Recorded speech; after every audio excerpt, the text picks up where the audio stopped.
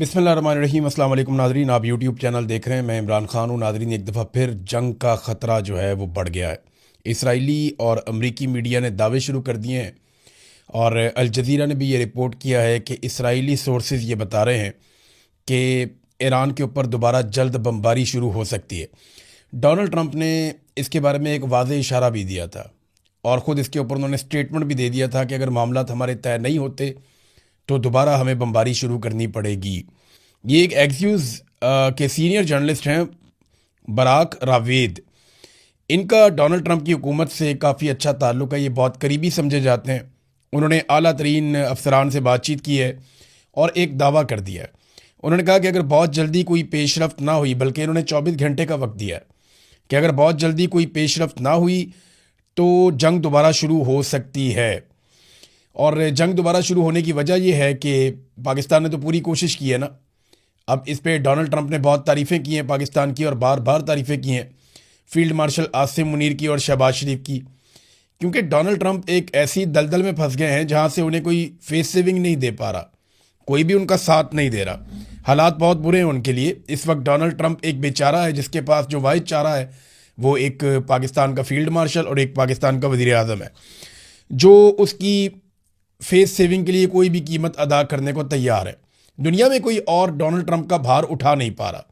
यानी Donald Trump से लोग अपने आप को दूर रख रहे हैं, अपने आप को बचा रहे हैं। कोई भी इस शख्स की गारंटी लेने को तैयार नहीं है, क्योंकि डोनाल्ड ट्रंप का एक रिकॉर्ड है झूठ बोलने का, और इनका पिछले दौरे हुकूमत के जो झूठ हैं उनको जब कैलकुलेट किया गया इनके 4 सालों के ऊपर, तो पता चला कि डोनाल्ड ट्रंप ने रोज़ाना के हिसाब से कोई 21 झूठ बोले हैं।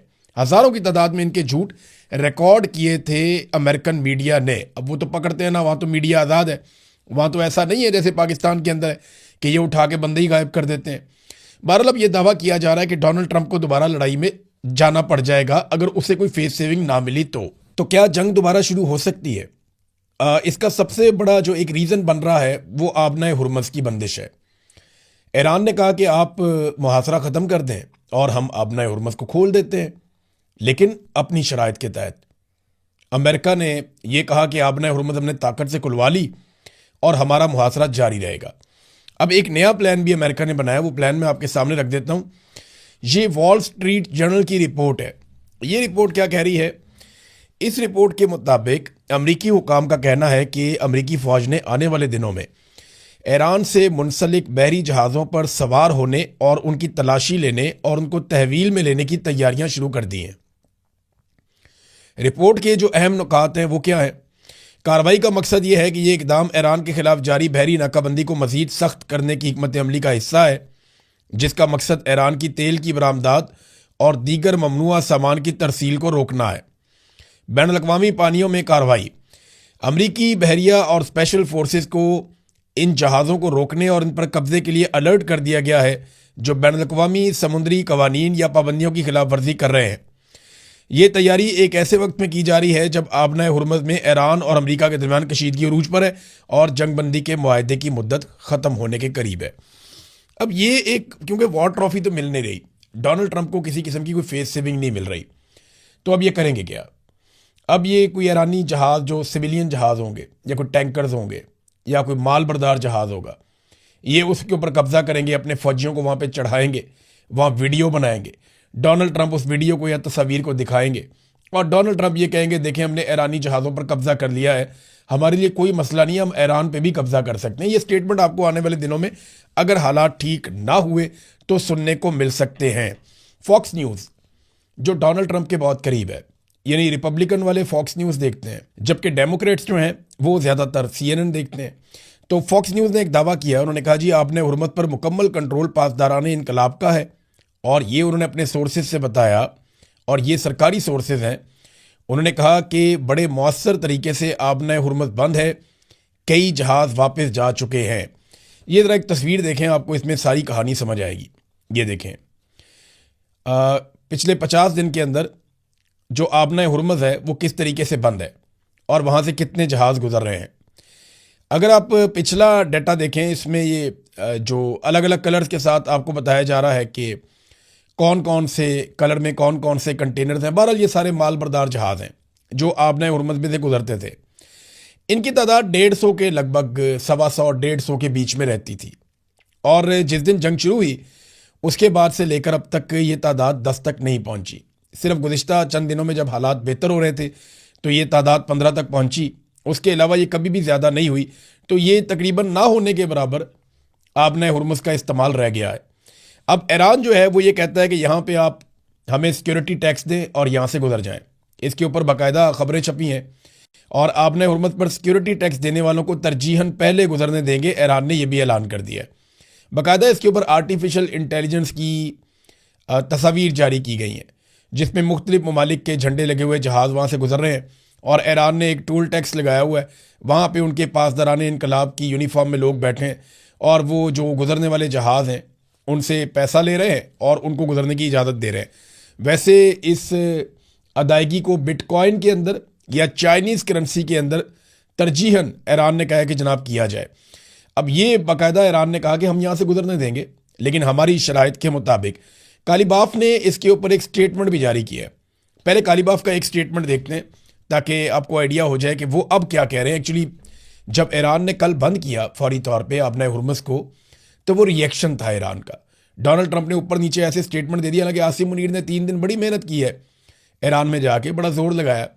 एक आदमी इतना ही कर सकता है और आसिम मुनीर ने अपनी डोमेन से बाहर निकल कर जाकर जोर लगाया, कोशिश की किसी तरह मामला बन जाए क्योंकि डोनाल्ड ट्रंप को फेस सेविंग दिलवाना भी उनका मिशन है। दूसरा वो ये चाहते हैं कि जान छूटे किसी तरह। पहले ही पाकिस्तान के हालात ठीक नहीं है, हर चीज़ का बेड़ा गर्क हुआ है तो यहाँ पे और मसला बन जाएगा। तो अब और ऊपर से अरब ममालिक का दबाव भी आता है कि हमारे साथ मिलकर लड़ो। जिन्होंने पैसे दिए हुए हैं वो कहते हैं जी फ़ौज लगाओ, हमने लड़ाई भी करवानी है आपसे। तो ये कालीबाफ का जो स्टेटमेंट है वो ईरान ने तो तकरीबन बातें मान ली थी, जो जायज़ मुतालबात है उनके ऊपर वो आ गए थे। लेकिन डोनाल्ड ट्रंप ने अजीबोगरीब किस्म की हरकतें की। जब उन्हें आगाह किया गया डोनाल्ड ट्रंप को कि हमने ये भी कर लिया, ये भी कर लिया, हम ये भी कर रहे हैं, तो फिर डोनाल्ड ट्रंप ने जो है बड़के मार दी और उसकी वजह से सारा काम ख़राब हो गया। एक गैर संजीदा किस्म की एक सियासत डोनाल्ड ट्रंप कर रहे हैं। बहरहाल जो ईरानी स्पीकर कालीबाफ ने बयान दिया, उन्होंने कहा जी आपने हुर्मुज़ इस्लामी जमहूरिया ईरान का मुकम्मल कंट्रोल है इस वक्त। हमने बारूदी सुरंगें साफ़ करने के लिए जो अमेरिका कोशिश करने के लिए आया था इसे जंगबंदी की खिलाफ वर्जी तस्वुर किया हमने। सूरत हाल तसादुम के इंतहाई करीब पहुँच गई थी लेकिन दुश्मन पीछे हट गया। अगर इस वक्त आपने हुर्मुज़ में ट्रैफिक रवां दवा है तो ये इसलिए है क्योंकि इसका कंट्रोल हमारे हाथों में है। अमेरिका ने हालिया दिनों में नाकाबंदी का ऐलान किया है। ये एक लापरवाह और जाहिलाना फैसला है। ये नामुमकिन है कि दूसरे तो आबनाए हुर्मुज़ से गुजर सकें लेकिन हम ना गुजर पाएँ। अगर अमेरिका ने नाकाबंदी ख़त्म ना की तो आबनाए हुर्मुज़ से आमदोरफ्त को यकीनी तौर पर महदूद कर दिया जाएगा। वो तो पहले ही बहुत महदूद है, हालात इतने अच्छे तो हैं नहीं आबनाए हुर्मुज़ में। भारतीय जहाज़ के ऊपर एक पे फायरिंग हुई है, भारतीय कंटेनर वहाँ से जा रहा था टैंकर, उसके ऊपर जो है वो फायरिंग का वाक़या हुआ है। वहाँ पे भारत में ईरानी सफ़ीर को तलब करके उससे जवाब मांग लिया गया है कि जनाब हमारे जहाज़ों के ऊपर फायरिंग हो रही है, हम तो इस लड़ाई का हिस्सा भी नहीं है। तो वो इंडिया को अपना प्रॉब्लम है, लेकिन ईरान के लिए मसला ये है कि वो नाकाबंदी जो अमेरिका ने की है उसके बाद उनकी फ़ौज को बड़े सख्त अहकामात मिले और वो अब किसी को गुजरने नहीं दे रहे। कालीबाफ ने एक और बात की है कि दुश्मन ने बहुत सारे मनसूबे बनाए जो कि नाकाम हो गए। उन्होंने एयरफोर्स तबाह करने का मनसूबा बनाया, वो नाकाम। मिसाइल सलाहियत ईरान की ख़त्म करने का मनसूबा बनाया, वो भी नाकाम। नेवी के खात्मे का मनसूबा बनाया, वो भी नाकाम। ज़मीनी हमले का एक मनसूबा बनाया ईरान के अंदर, वो भी नाकाम। और अब आबनाए हुर्मुज़ को खुलवाने का मनसूबा बनाया। इन सारे मनसूबों में हमारा दुश्मन नाकाम रहा है। ये बात की कालीबाफ ने, जो मुज़ाकराती टीम के हेड हैं। अब अल जज़ीरा ने एक खबर जारी की है जिसमें अमेरिका के मिलिट्री ऑफिशियल्स ने ये दावा किया है अमेरिकी मीडिया के सामने कि ईरान के पास अब भी कम से कम 40% उनके जो ड्रोन्स हैं उनका स्टॉक बरकरार है। यानी जो ड्रोन्स ईरान ने पहले चलाए, मिसाइलों के बारे में कोई स्टेटमेंट नहीं दिया उन्होंने, लेकिन ड्रोन्स के बारे में उन्होंने कहा जी कि हमें खदशा है कि ईरान के पास अगर सारे नहीं हैं तो 40% कम से कम ड्रोन्स उनके पास मौजूद है। जबकि ईरान का दावा है कि उन्होंने अपने 30% से भी कम हथियार इस्तेमाल किए। अलग अलग बातें करते हैं। अब अमेरिका का दावा है कि हमने बहुत हथियार ईरान के ज़ाया कर दिए हैं, ईरान का दावा नहीं जी हमारे पास बहुत बल्क में पड़े हैं। ऐसा दावा भी किया गया था कि ईरान के पास गालिबन कोई 80,000 के करीब ये शायद ड्रोन मौजूद हैं। अब पता नहीं इतने हैं या नहीं, लेकिन बहुत बड़ी तादाद में वीडियोस तो पहले जारी की गई थी और जिस तरह ईरान ने चलाया उससे तो ये अंदाज़ा होता है कि उनके पास इनकी मिकदार काफ़ी ज़्यादा है, वो कम नहीं है।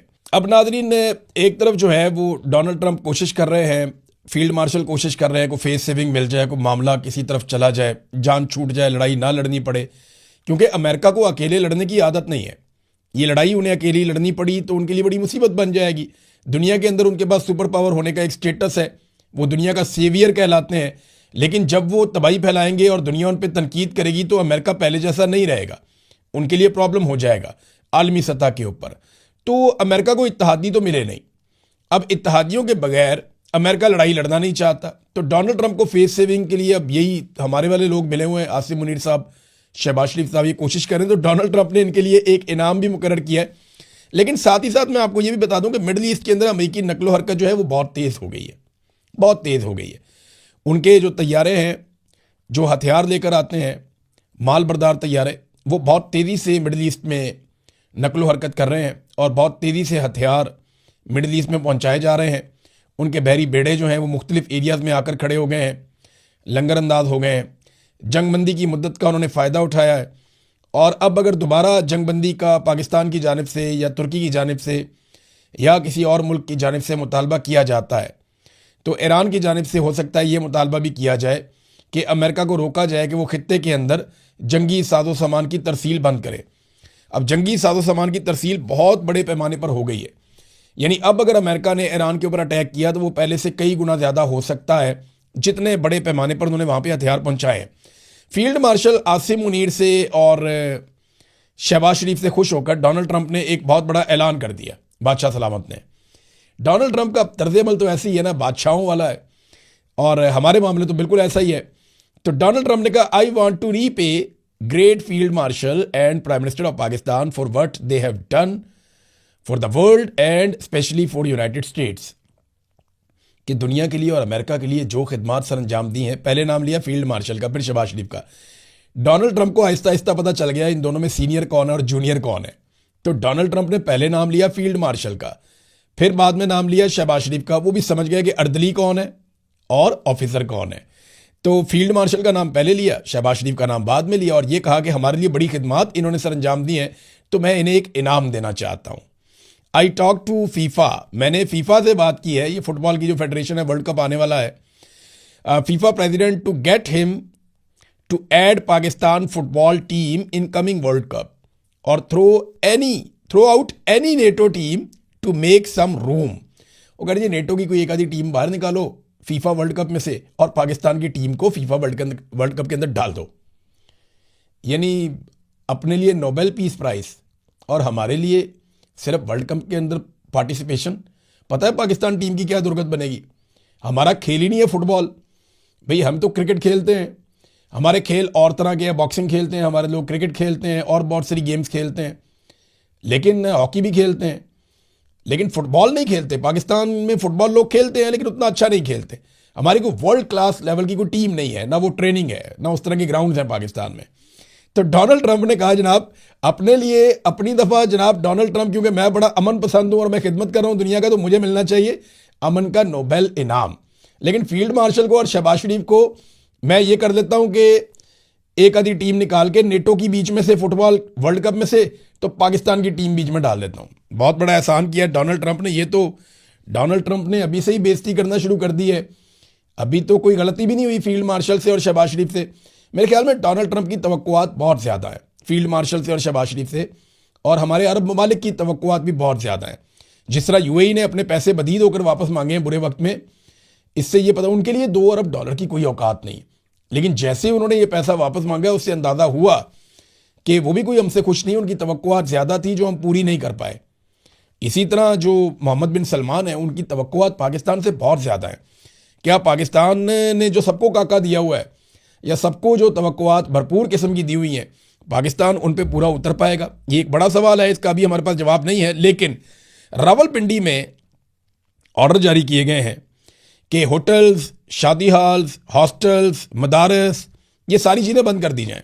सर्च ऑपरेशन चल रहा है रावलपिंडी में, पुलिस हर चीज़ को खंगाल रही है। शायद किसी डील के लिए डोनाल्ड ट्रंप के आने की तवक्को है या मोहम्मद बिन सलमान के आने की तवक्को है या कोई गैर मुल्की हुक्मरान पाकिस्तान में आएंगे, तो इसके लिए पुलिस जो है वो बिल्कुल पागलों की तरह उनसे काम लिया जा रहा है, वो दौड़ भाग लगी हुई है। साबिक वज़ीर आज़म इमरान खान को सिक्योरिटी के पेश नज़र ये एक दिन भी अदालत में पेशी के लिए नहीं ला सके। सिक्योरिटी का बहाना बनाकर एक दिन भी साबिक वज़ीर आज़म को अदालत में पेशी के लिए नहीं ला सके। तो ये दुनिया को कैसे बताएंगे पाकिस्तान महफूज है डोनाल्ड ट्रंप के लिए और बाकी सारों के लिए? इन्होंने ड्रामे कर करके ना पाकिस्तान का मजाक बनाया हुआ है। इमरान खान को भी अदालतों में आने देना चाहिए था ताकि दुनिया को भरोसा रहता कि पाकिस्तान एक ऐसा मुल्क है जहां पे अमन व अमान है और कोई इतनी बुरी बात नहीं है। नाज़रीन, एक चीज़ मैं आपके सामने रखना चाहता हूं, दो चीज़ें हैं, दो आखिरी खबरें हैं। उनमें एक खबर तो यह है कि LNG के जो टर्मिनल्स लगाए गए हैं पाकिस्तान में, इन पे अली परवेज़ मलिक जो वज़ीर पेट्रोलियम है उन्होंने बड़ी तनकीद की है। उन्होंने कहा जी LNG टर्मिनल्स के मुआहदे नाकस है। अगर मुआहदे के मुताबिक हमें गैस ना भी मिले, यानी अगर हम गैस टर्मिनल के अंदर नहीं भी रख रहे, होता यह है कि हमारी LNG बाहर से आती है, वो बाकायदा बहरी जहाज़ पे आती है। वो LNG जो है वो पहुंच जाती है हमारे पोर्ट पे, वहाँ पे टर्मिनल लगाए हुए हैं, उन टर्मिनल्स के ज़रिए से आप अपने सिस्टम में डालते हैं और वहाँ पे आप भरते हैं। अब स्टोरेज भी है। तो मामला ये है कि आपको बेशक LPG मिले या ना मिले, आप उन्हें इस्तेमाल करें या ना करें, उन टर्मिनल का किराया आपने देना है। उसको भी कैपेसिटी पेमेंट कहते हैं।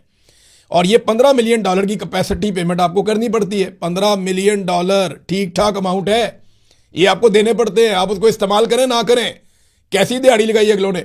एक दफ़ा उन्होंने वो एक फैसिलिटी बनाई और नवाज शरीफ ने और शहबाज शरीफ ने उनको ऐसा नवाजा, उनके साथ ऐसा मुआहदा किया कि हम LPG लें या ना लें, हम आपको इसका किराया देते रहेंगे। $15 मिलियन आप हमसे वसूल करते जाइएगा। आपकी मौजें लग गई हैं। ये मुआहदा किया है इन्होंने पाकिस्तान के साथ। इनका अपना वजीर कह रहा है कि ये कोई सरपाँव ही नहीं है इसका, वो सर पकड़ के बैठा हुआ है। इनका अपना वजीर है अली परवेज़ मलिक। और ये मुआहदा किसने किया था? नवाज शरीफ की काबीना ने, नवाज शरीफ ने। शाहिद खाकान अब्बासी उस वक्त वजीर था, इन्होंने ये मुआहदा किया था। अंदाज़ा करें आप, इन्होंने पाकिस्तान को कैसे कैसे लूटा है। IPPs में कैपेसिटी पेमेंट, यहाँ पे भी कैपेसिटी पेमेंट, हर जगह पे कैपेसिटी पेमेंट कि जनाब हम पैसा आपको देंगे, हमारा मुल्क चले या ना चले, बिजली बने या ना बने, पैसा हम आपको देंगे। और ये पाकिस्तान की मिलिट्री एस्टेब्लिशमेंट ने पाकिस्तान के साथ अपने फेवरेट सियासतदानों के जरिए से करवाया है और आज पाकिस्तानी इस जाल में फंसे हुए हैं। आखिर में नाज़रीन एक खबर मैं आपके सामने रखना चाहता हूँ। खबर क्या है, मैं एक वार्निंग भी है जो मैं जारी कर रहा हूँ। माजी में ना हमारे इदारे में बैठे हुए लोगों ने 5th जनरेशन वॉर का एक बयानिया दिया और इस बयानिए के जरिए से हज़ारों नौजवानों को अपने साथ जोड़ लिया। हज़ारों नौजवान 5th जनरेशन वॉर के लिए वॉरियर बन गए थे माजी में, लेकिन जब हकायक खुले, इमरान खान साहब ने एक बयानिया बनाया, वो सारे समझ गए जनाब गेम तो कुछ और है। तो वो पाकिस्तान की मिलिट्री एस्टेब्लिशमेंट के खिलाफ हो गए और वो सारा बना बनाया खेल उल्टा पड़ गया। अब एक मरतबा फिर जो है वो 5th जनरेशन वॉर का तजर्बा नाकाम होने के बाद कुछ आगाही का तजर्बा किया जा रहा है और इसमें बड़े पैमाने पर जो है वो सरकारी इदारे के अंदर जो लोग काम करते हैं बेचारे, उन सबको जो है वो इस काम पे लगा दिया गया है। गालम बलोच के ऊपर, बदतमीज़ी करने के ऊपर हज़ारों अकाउंट्स बनाकर तो उनसे भी अब वही बेहूदगी करवाई जा रही है। ये इंतहाई नाक़िस हिकमत अमली है, ये कल को गले पड़ेगी और मैं लिख कर देने के लिए तैयार हूं कि ये भी कल को गले पड़ेगी।